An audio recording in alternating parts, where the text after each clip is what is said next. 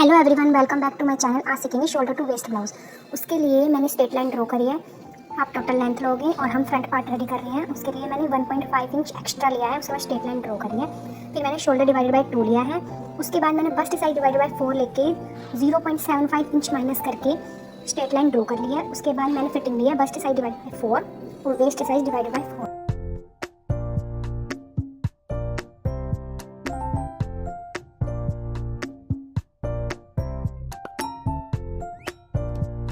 यहाँ हम front cross ले रहे हैं। उसके बाद हम इस फ्रंट क्रॉस पर एक स्ट्रेट लाइन ड्रॉ करेंगे और शोल्डर डाउन करेंगे 1 इंच का, क्योंकि मुझे यहाँ कॉलर अटैच करनी है।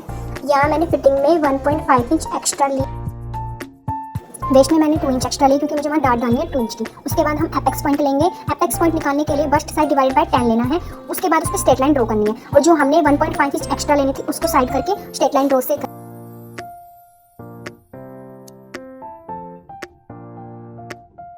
स्ट्रेट लाइन ड्रॉ कर देंगे। उसके बाद मैंने नेक ब्रॉड लिया है। नेक ब्रॉड मैंने 2.5 इंची का लिया है और नेक लेंथ लूँगी मैं 3 इंची, क्योंकि मुझे यहाँ कॉलर अटैच करनी है। उसके बाद स्ट्रेट लाइन ड्रॉ करने के बाद हम यहाँ पर अपनी लूजिंग ऐड करेंगे। मैंने यहाँ पर 1.5 इंची की लूजिंग ऐड करी है। एपेक्स पॉइंट पे फ्रेंच कर्व रख के उसकी शेप देंगे, डायरेक्शन चेंज करेंगे और फिर शेप देंगे। क्योंकि मैं यहाँ पे 2 इंच की डाट रखूँगी तो मैं नीचे से स्ट्रेट रखूँगी।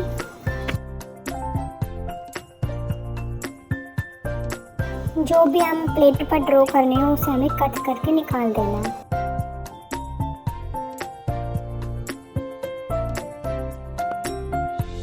यहाँ हम फ्रंट पार्ट कट कर रहे हैं। अभी आर्म होल की शेप नहीं दी है, क्योंकि पहले हम प्लेट को कट करेंगे, उसके बाद हम आर्म होल की शेप देंगे।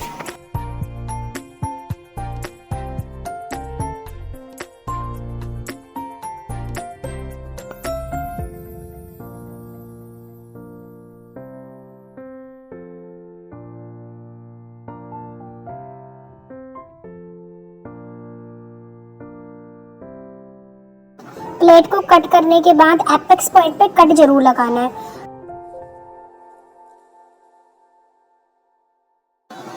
दोनों साइड पर हम 0.25 इंची और 0.25 इंची से लेग कर्व की हेल्प से शेप दे देंगे। जो हमारा नेक फैल जाता है ना, तो इससे हमारा नेक नहीं फैलेगा, इसलिए हमने इसकी कटिंग कर दी है। दोनों फ्रंट पार्ट को इक्वल रखने के बाद स्ट्रेट लाइन ड्रॉ करेंगे। अब हम अपना शोल्डर डाउन भी करेंगे और आर्म होल की शेप देंगे। Arm hole size divided by 2 करेंगे। आर्म होल पर स्ट्रेट लाइन ड्रॉ करेंगे और फ्रेंच कर्व की हेल्प से इसकी शेप दे देंगे। मेजरमेंट टेप की हेल्प से हम देखेंगे कि हमने जो आर्म होल की शेप दी है वो करेक्ट है या नहीं। उसके बाद हम कटिंग कर देंगे।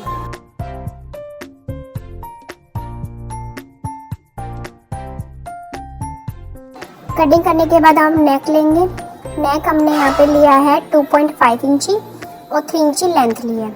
उसके बाद आर्म होल की शेप से नेक ड्रॉ करेंगे और लेग कर्व की हेल्प से जो हमने 1.5 इंची एक्स्ट्रा लिया था वहाँ पर शेप देंगे। ऊपर से तो ये 1.5 इंची रहेगा, पर नीचे से इसे 1 इंची ही रखना है। हमारा फ्रंट पार्ट पूरी तरह से रेडी है। हम बैक पार्ट रेडी करेंगे। उसके लिए मैंने वही लिया है, shoulder divided by 2, arm hole divided by 2 और बस्ट साइज डिवाइडेड बाई 4 और वेस्ट साइज डिवाइडेड बाई 4। इसमें भी मैंने 1.5 इंची की एक बार टोटल लेंथ चेक करने के लिए मैं फ्रंट पार्ट को बैक पार्ट पर रखकर उसकी चेक करूंगी कि मैंने लेंथ सही ली है नहीं। मैंने बैक में 1 इंची की डाट भी डाली है। उसके बाद मैं बैक पार्ट को कट कर दूंगी।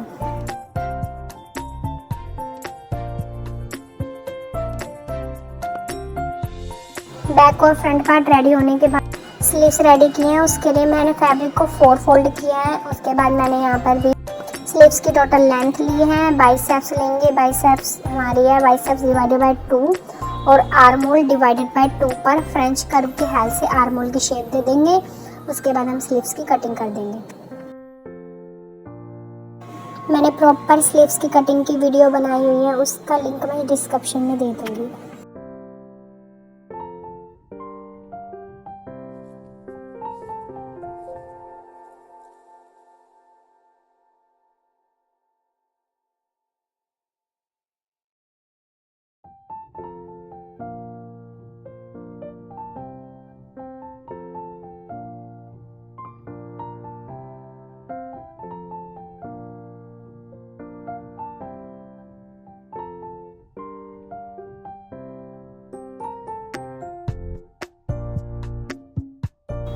स्लीव्स की कटिंग करने के बाद हम मेन फैब्रिक पर लाइनिंग रखकर उसको भी कट कर लेंगे।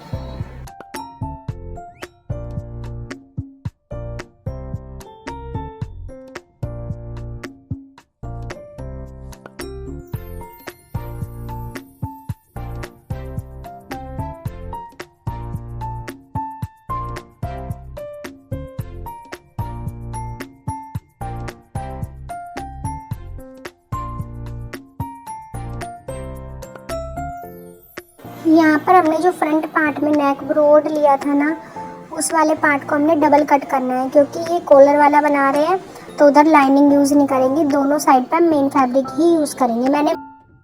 मैंने मेन फैब्रिक पर चुन्नी लाइक्रा फ्यूजिंग पेस्ट करी हुई है, इससे फिनिशिंग और भी अच्छी आती है। आपको अगर जानना है चुन्नी लाइक्रा फ्यूजिंग क्या होती है, उसके लिए मैंने वीडियो बनाई है, उसके लिए भी लिंक मैं डिस्क्रिप्शन में डाल दूँगी। हमारा फ्रंट और बैक पार्ट रेडी है, हम स्लीव्स को भी मेन फैब्रिक पर रखकर कट कर लेंगे।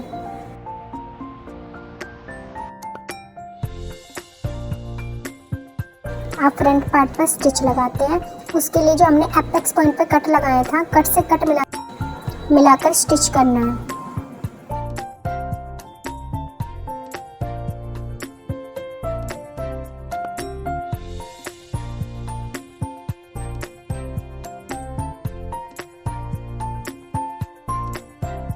ये अभी हमने मेन फैब्रिक पर ही स्टिच लगाई है, अब हम लाइनिंग पर भी स्टिच लगाएंगे। दोनों पार्ट को अलग अलग ही स्टिच करना है।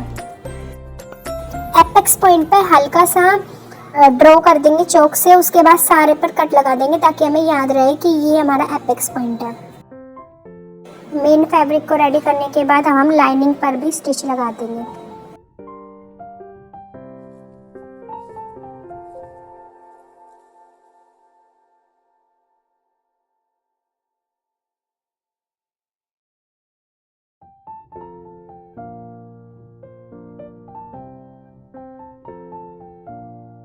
लाइनिंग पर यहाँ हमने हुकाई की पट्टी के लिए 1.5 इंच ऊपर से और 1 इंच नीचे से पेपर फ्यूजिंग पेस्ट की है, क्योंकि हमें ये कड़क रखना है और पलटना भी है।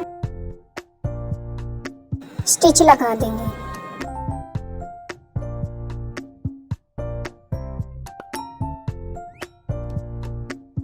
यहाँ मैं पट्टी पर थोड़ा राउंड शेप दूंगी, क्योंकि मुझे स्क्वायर नहीं रख रहा है, आप स्क्वायर भी रख सकते हैं।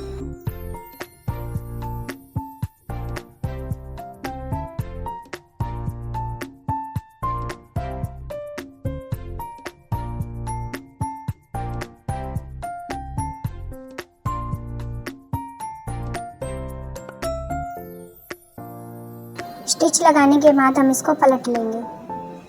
याद रखना पलटने से पहले कट जरूर लगाना ताकि पॉइंट अच्छे से निकले।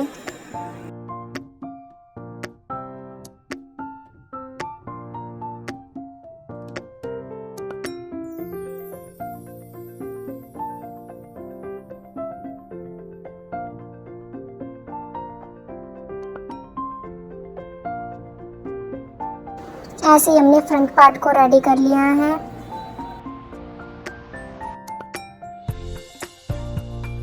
पार्ट रेडी होने के बाद हम बैक पार्ट रेडी करेंगे, उसके लिए हमने मेन फैब्रिक और फिर लाइनिंग रखी है।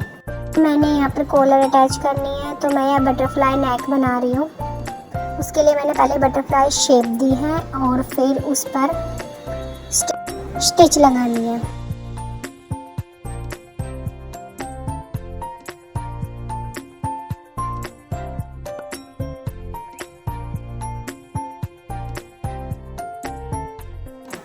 स्टिच लगाने के बाद हम उसकी कटिंग कर देंगे। कटिंग करने के बाद हल्का हल्का कट लगाएंगे ताकि पलटने में आसानी हो। पलटने के बाद मैं यहाँ नेट लगा रही हूँ और नेट पर भी हम स्टिच लगा देंगे।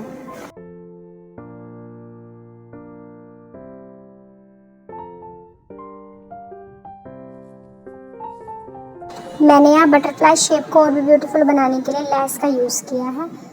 वो ऊपर लेस लगाएंगे और बटरफ्लाई शेप देंगे। बैक पार्ट रेडी होने के बाद मैं यहाँ स्लीव्स रेडी करूँगी। स्लीव्स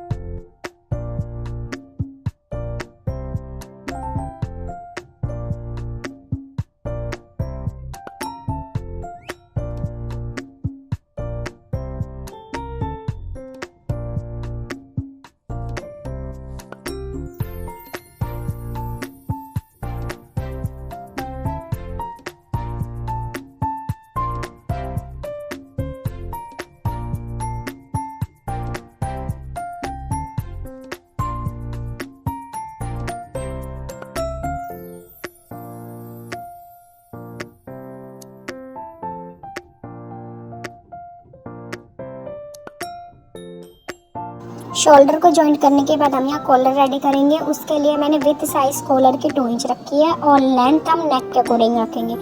उसके बाद हम कॉलर को नेक पर अटैच कर देंगे।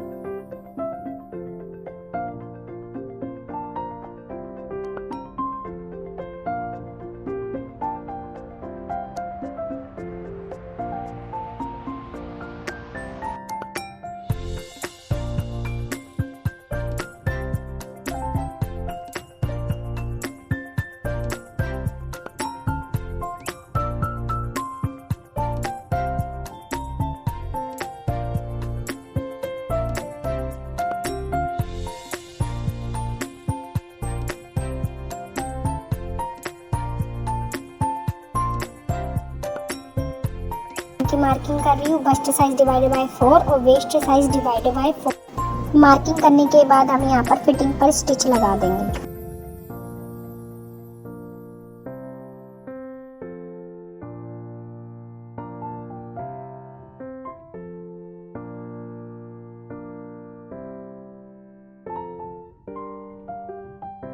ब्लाउज में फिटिंग करने के बाद हम स्लीव्स की भी फिटिंग कर देंगे।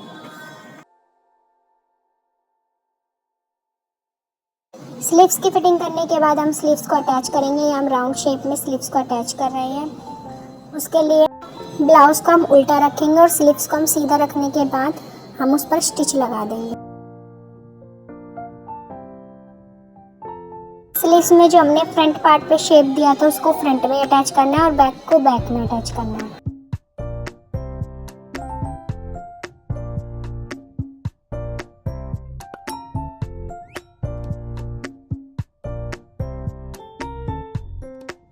हमने यहाँ स्लीव्स को अटैच कर दिया है। देखो हमारी स्लीव्स कितनी अच्छे से अटैच हुई।